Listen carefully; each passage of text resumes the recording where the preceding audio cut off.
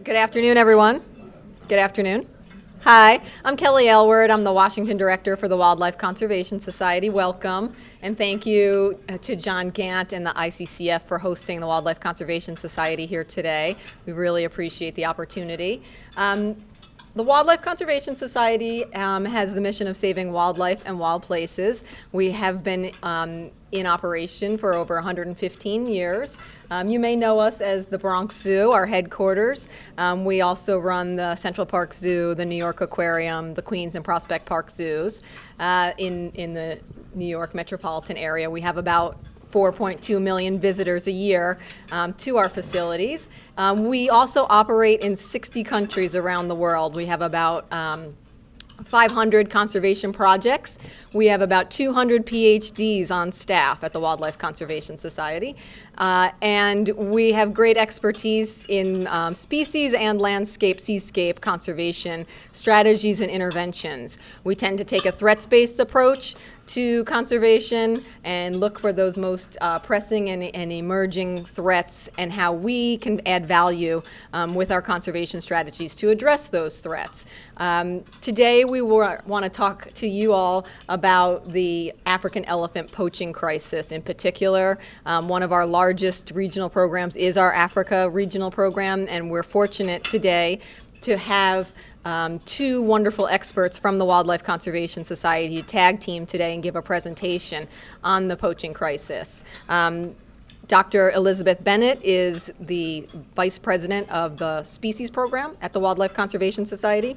She has a PhD in primate ecology from Cambridge. She was seconded to the government of Malaysia, and she worked on crafting and implementing the wildlife policy and laws of Malaysia. And she's been with the Wildlife Conservation Society for 30 years now. She's an amazing wealth of information and knowledge that I hope you all utilize. We also have Dr. James Deutsch. He's the Executive Director of our Africa Regional Program. He has a PhD from Cambridge in zoology. He taught conservation biology at Imperial College, and he's been with WCS for a little over 10 years now. So I hope you enjoy the presentation. We're going to hold questions until after the presentation, but we really do want to have a robust conversation and dialogue with you all as key decision makers and senior staff in congressional offices, in embassies, in the multilateral institutions, and really the institutions of power within Washington, D.C. This crisis is really escalating to a point where we need to bring together all of our partners across government and civil society to address this in the near term. Thank you. Thanks so much, Kelly.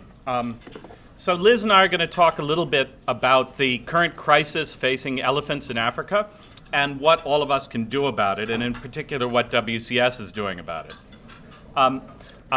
Quick background biology, there are 3 species of elephants around the world. Asian elephants, which are not badly impacted by the ivory crisis because female Asian elephants don't have tusks. African savannah elephants, which are the ones that you know best from going on safari in eastern and southern Africa. And African forest elephants, which are particularly hard hit by the ivory crisis because their ivory is harder than savannah elephants and is prized in parts of Asia. The crisis is real and huge. It's the biggest crisis that we've seen in our lifetime facing African elephants.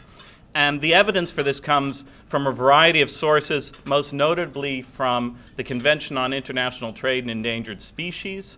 One type of evidence is the increasing percentage of elephant carcasses laying around Africa that resulted from illegal killing as opposed to natural deaths. And the graph here shows this percentage. It shows it going up from 2002 to the present time. This line is about 50%. What this shows is that by 2011, close to 3/4 of all the elephants dying in Africa were dying from being poached, not from natural deaths, and anything over 50% is unsustainable. Evidence also comes from seizures. These are the increasing year-on-year ivory seizures. Less than 10% of illegal ivory is seized, but even in the seizures we see increases.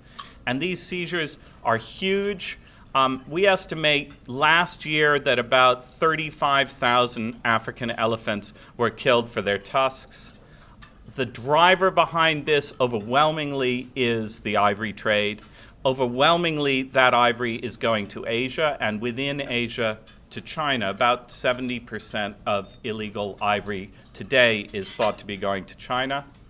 And this trade and the killing of these elephants is being orchestrated by organized crime, not by small-scale individual poachers. Here is the geographical scope of the trade as presented recently at the CITES conference. And here is the decline in elephant numbers from 1980, 1.2 million elephants across Africa, to 2012, about 420,000. We're probably down to about 360,000 today. So as I say, this is the greatest crisis that has faced African elephants in our lifetime. Recently, colleagues of ours from the Wildlife Conservation Society brought together data from a whole variety of different groups from right across Central Africa, from more than 80 surveys of elephants across Central Africa over the last 10 years, and demonstrated from that that among African forest elephants in Central Africa, the third of the species, that species has been decimated. Over 3/4 of the individuals in that species have been killed over the last 10 years. There's been a 76% decline. The problem is not evenly spread across Africa. There are elephants in 4 subregions of Africa: in Central Africa, Eastern Africa, Southern Africa, and West Africa. These graphs show the increasing percentage of illegally killed elephants, the increasing percentage of poached elephants in each of these subregions. The take-home message is that things have been bad in Central Africa for a long time, and over the course of time they've been getting even worse. So Central Africa is the #1 priority for intervention. The second priority is Eastern Africa, where things were in pretty good shape, but they've been getting drastically worse over the last few years. Southern Africa is catching up, but things are not as bad yet in Southern Africa. And West Africa is bad, but there are only a very tiny number of elephants left, so it's a somewhat lower priority. So take-home message: highest priority Central Africa, second priority Eastern Africa. Southern and West Africa, not unimportant, but somewhat less. Okay, what do all of us need to do to respond, whether we're with the US government, with multilateral agencies, with NGOs? First of all, we need to stop the killing on the ground in the parks and landscapes where these elephants live. Second, we need to stop the trafficking in ivory from Africa to the rest of the world, and in particular to Asia.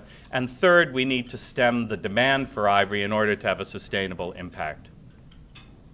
So let's talk about, in the rest of this talk, those 3 prongs of this attack. First, stop the killing. How do you do this? It's not rocket science. You do it by patrolling parks and landscapes with armed eco-guards. This slide shows WCS employed eco-guards on patrol in Konkwati National Park in the Republic of Congo, protecting elephants, chimpanzees, and gorillas. And we know that this works. From the paper that I quoted previously, the average density of elephants in places where there are eco-guards on the ground in Central Africa is 7 times higher than in places where there aren't eco-guards on the ground. So this works. We know what to do. In fact, if we look at the sites where my own organization, the Wildlife Conservation Society, has been heavily involved in elephant anti-poaching over the last 5 years, and these are those sites across Central and Eastern Africa, in every single one of the core national parks shown here, elephant numbers have been constant over the last 5 years. They haven't declined at all. So once again, protection works. But clearly, this isn't enough. These green splotches, can you see the vague sort of green splotches on the map? The green splotches show elephant populations. And the current WCS sites are clearly not sufficient, even when you throw in partners. So right now, we're in the process of launching major new elephant protection programs in some of the other most important sites. These are the places in Eastern and Central Africa where the most remaining elephants and where the highest rate of killing. But even that is not enough because one organization can't be everywhere. So we're also working in partnership with organizations like the African Wildlife Foundation, like WWF, like Frankfurt Zoological Society, African Parks Network, Conservation International, and of course, critically, African governments and the national parks agencies in each country to improve the quality of anti-poaching in the places where we can't have a permanent presence. And here are some of the places where we're currently doing that, either by raising money for people, bringing in new partners, or doing surveys to diagnose exactly what the problem is. For example, just one example, and I know we have the ambassador from the Central African Republic here with us today. As many of you know, following the coup in the Central African Republic, the change in government about 2 months ago, there was a period of lawlessness, and at one point elephants were being killed in Central Africa's premier forest park, the Zanga Zanga complex, where we have been working together with our partners WWF and the Central African government and communities for many years, studying and protecting elephants and other wildlife, and also working to benefit the local people. Things were very dire. All of the expatriates working in this area had to evacuate because of the security situation. The staff, the Central African staff, had their guns removed from them so that they couldn't protect the elephants. And on this forest clearing, the famous Zangabai in Central Africa, 26 elephants were killed. We responded in emergency mode by working with partners led by Mike Fay, whom many of you know, one of the founders really of the ICCF and friend of David's, to get in there, bring together the presidents of Gabon and the acting president of the Central African Republic, and fly into Zangabai, work with the acting government to bring security back to the elephants. And I'm happy to report that over the last 2 months, not a single elephant has been killed. We still have a lot of work to do, and it's still a precarious situation, but at least the bleeding has been staunched for now. But in addition to increasing our geographical spread, we also need to be more effective everywhere we're doing anti-poaching, and that means improved legal frameworks which give us the ability to hire and fire and manage eco-guards. It means better training of eco-guards. It means focusing the work of the eco-guards where the greatest problems are and making sure they get out of the barracks using, for example, computerized systems to track where they go, what they see, what they do, and use that as a transparency mechanism to improve management. And also to provide aerial surveillance and local informer networks in order to focus anti-poaching attention where the crisis is. And all of that is working. We know what to do. We just need your support to roll it out further. That's the first of the 3 prongs. Let me pass over to Liz to talk about stopping the trafficking and stopping the demand. Thanks very much.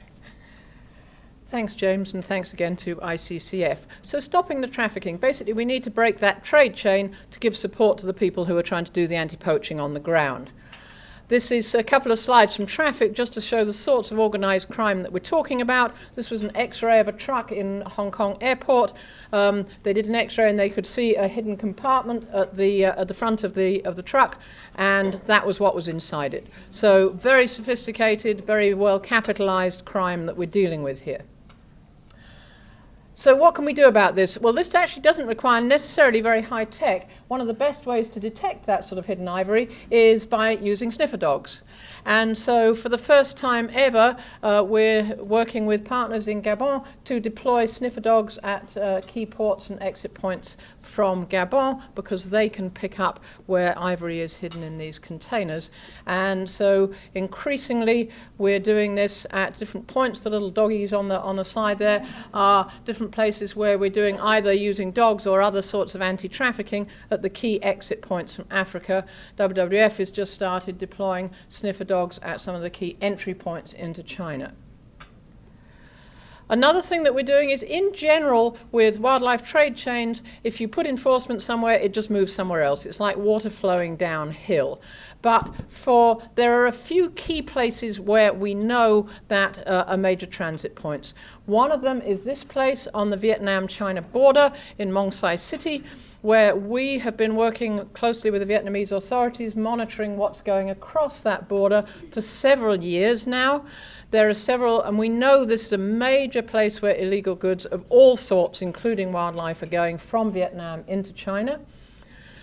Monitoring the crossing points, we realized that only 3% of all trucks going across were going through the legal crossing points, which means that 97% were not.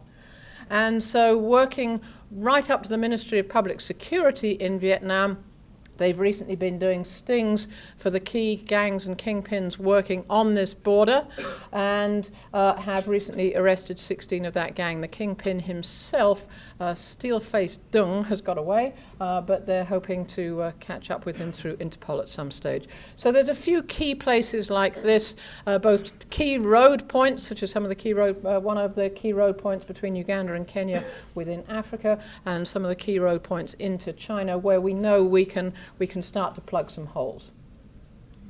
Another place where clearly a lot of you in this room and a lot of US government agencies have been very heavily involved to stop the trafficking is on the policy side through CITES. The recent CITES Conference of Parties held in Bangkok was probably one of the most successful ever in terms of really getting some teeth into this, putting pressure on some of the key worst offending ivory countries, and also doing things like putting in stockpile inventories, because we know stockpiles from confiscated ivory leak, and DNA testing of those stockpiles. In large part as a result of this, today, as we speak, the Philippines has been publicly destroying its ivory stockpiles. Finally, stop the demand. This in some ways is the most challenging part of the lot. But in some ways it's also longer term, but critically important. We've just got to try and stop the engine that's driving this whole thing, because otherwise it's always going to be putting a finger in a dike. And some data recently by National Geographic as background to their Battle of the Elephants film. 80% of high-income households in China own ivory. Most of those people, this is a bit of a controversial figure, but most of those people is aware that it comes from dead elephants. But most of them are prepared to buy ivory again. So we clearly have a problem. They were also asked what would change your attitude, and the single biggest thing is the government making it illegal. So a strong signal from the government that not having these legal and illegal parallel trails would be a very strong incentive to people to think that it's bad.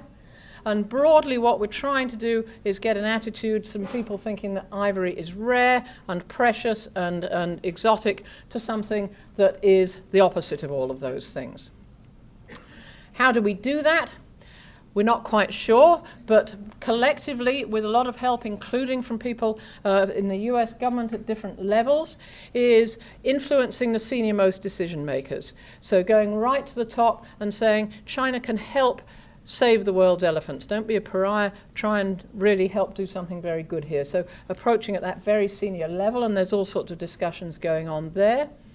And the other is to come from the other end through social media.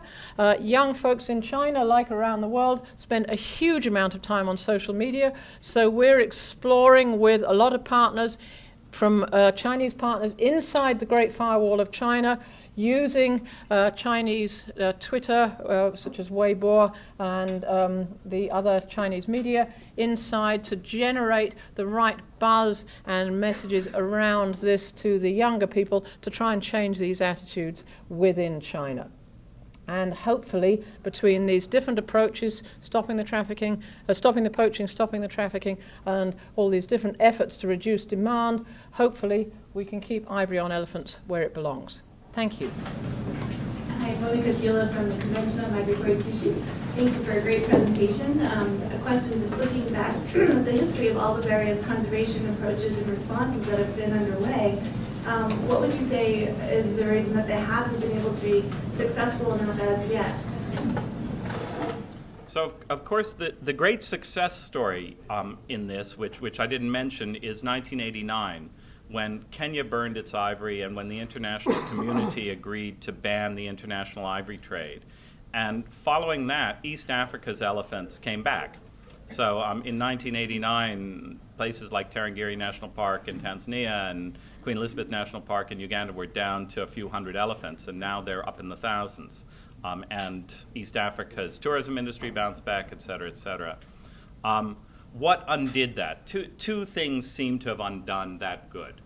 One is the rapid increase in wealth in China, which has created an entire new class of consumers, whom we haven't reached culturally yet with the message that this isn't a nice thing to consume.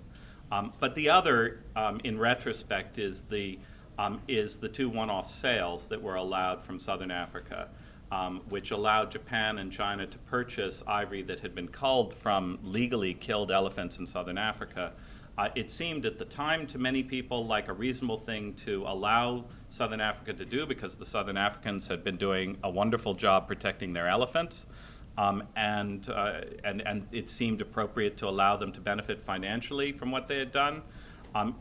That was true, but in retrospect, it also gave the message to Chinese consumers that ivory was a perfectly fine thing to consume, and it created a whole new retail industry in China. And it allowed for the illegal ivory to hide under the guise of legal ivory. So, so those two things. Yeah. Fair? Liz, interrupt if you've got it. No, I couldn't agree more. That's you hit it on the head. Jaime, or sorry, we have first here. Hi, I'm Mary from Luke Messer's office. You mentioned in the slideshow that China is the largest, where the largest demand is. Can you talk about any interactions that your organization or other outside organizations are having with the Chinese government at this point? Yes, there's the various different levels. I mean, we've had a program for a while operating in southeast China, working with the provincial authorities in Guangdong province to try and get some good enforcement in there, which at a local level is starting to have some impact, and we're training customs officers and that sort of thing. But that's at a fairly low local level. In terms of more senior dialogues, one of the problems with China has been at official forum like CITES, they will always deny that it's a Chinese problem. So the pushback is always, this is an Africa problem. Africa can't control its own poaching. That's not our problem. So one of the things that CITES managed to do this time, largely by pressure from Gabon and a couple of other African governments, managed to get into the language that demand reduction must be an important aspect of the whole problem. That was the first time that's sort of gone into official language at a document like CITES. In addition to, which is good, it's a first step that allows then some of these other discussions to take place. In terms of discussions at the top levels of Chinese government, I don't know quite all the things that are going on. We were told that the president brought this up at least as a topic when he met the president of China recently, and so we know that it's on the radar at that sort of level, and quite what discussions are going on there, hopefully we'll know more within the next few weeks. And other partners are also working on this very closely as well. I mean, Traffic, TNC, WWF are also all trying to engage at these senior levels within the Chinese government, as well as through US government channels, and hopefully from some of the calls from some of the African governments as well. Thank you so much. I'm Jaime Cavalier from the Global Environment Facility. Thank you so much for such a clear and to-the-point presentation. Very, very inspirational. A couple quick questions about enforcement on the ground. What is the average investment per unit area in the parks where you guys are that have rendered very clear and positive results? On the one hand, and what is the cost of training and putting one of those dogs on the ground? Are we talking about millions and millions of dollars, or are we talking about hundreds of thousands? So the cost of protecting of effectively protecting a national park in Africa varies with the size of the park. It obviously also varies with the degree of threat. But the variation with size is actually more closely related to the circumference of the park than the area. And if you look across Africa, the cost of effectively running and protecting a national park in Africa depending on the size, varies from about $600,000 or $700,000 for quite small ones to about $4 million a year for quite large ones. So it's not, and there are somewhere between, if you include all biodiversity, there's somewhere between 60 and 100 really important parks to protect. So you can do the math, and it's actually not that huge. The sniffer dog teams vary tremendously depending on how they're orchestrated. The Gabonese ones are a little bit expensive because life tends to be expensive in Gabon. But you can probably run a sniffer dog team in most countries in Africa for about $60,000 a year.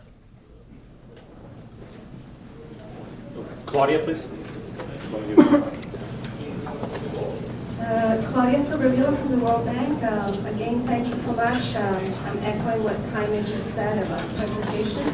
My question is related to, I would like to hear your experience and views on everything I really, the organized crime is very much involved in Africa itself. I mean, of course in Asia, but in Africa, I'm really interested in what you see which kind of actions would be needed to address that. And because the Interpol and we hear the World Customs Organization, all of them have interest, they have pledged to support this, but what can be done in that sense?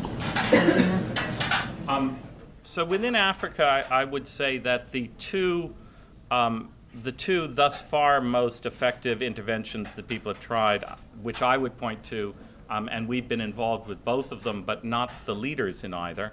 One is Interpol, which has been working to train wildlife law enforcement people, both originally in Eastern Africa and now also in Francophone Africa, West and Central, and to follow up and do operations with them.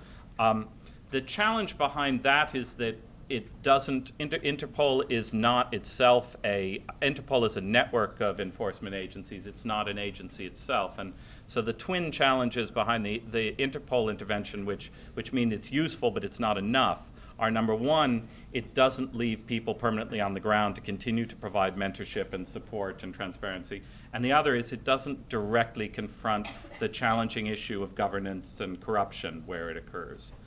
So the second intervention, which I think has been surprisingly successful, is an organization called the Last Great Ape Association, LAGA, which is based in Cameroon and affiliated with a parent organization in Geneva called Conservation Justice, and has been spinning off affiliates in Gabon and Congo-Brazzaville and other countries in Central Africa. And that's emphasizing working with wildlife forces and law enforcement to undertake investigations of the wildlife trade, usually starting with relatively low-level traders and then using the information gained from the low-level traders to climb up the ladder, and then mentoring the wildlife forces and the police forces to actually do stings and arrest people, and then following through with support for prosecution. And LAGA started in Cameroon, which is not an easy country in which to do this kind of thing, and I think their success has been remarkable. We partner with them, for example, in Congo-Brazzaville. We'd like to partner with them in Nigeria. We're just waiting for Fish and Wildlife to give us the money to do it. But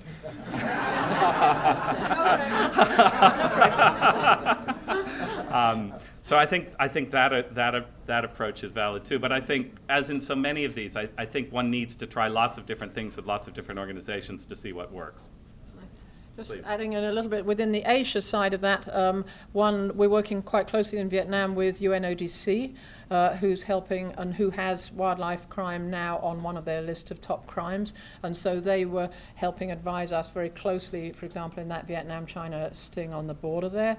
The other thing which has not yet been done, but which would be taking the whole thing up to a different level, would be if we could get some of the monies tracked in the same way that organizations are tracking monies for other organized crimes. So, the Department of Justice, and in this country, for example, we know they have methods for tracking monies that are moving around the world in relation to the drugs and guns trade. And if we can stick the wildlife trafficking onto that list, it would give us a whole other tool to tackle these organized crime networks. In terms of national laws, one of the things that could be done by countries, certainly within, China, other parts of Asia, would be to block off the loopholes loopholes in the law to allow for these, at least in the short term, while we've got such an uncontrolled crisis going on, to block off the parallel legal and illegal trades.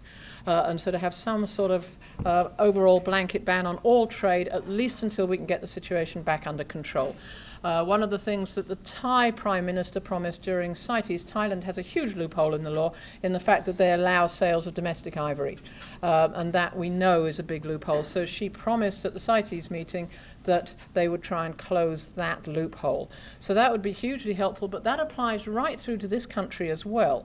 I mean, it's a global problem on a lot of this stuff, and although the US isn't the primary driver of the trade, you can go down Fifth Avenue in New York, where I live, and buy illegal ivory.